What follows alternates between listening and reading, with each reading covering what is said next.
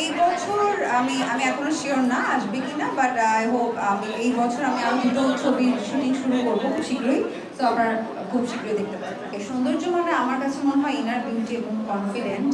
তো এইটাই খুব ইম্পর্টেন্ট। এবং এটা কিভাবে পায়, যেমন আমি আমার যেটা হয়, আমি স্কিন কেয়ার অনেক করি।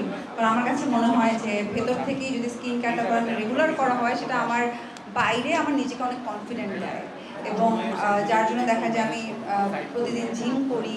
সো এই জিনিসগুলো আমি মেনটেন করি সবসময়, আমি চেষ্টা করি মেনটেন, এবং এটা অনেক আগে থেকেই করা হয়।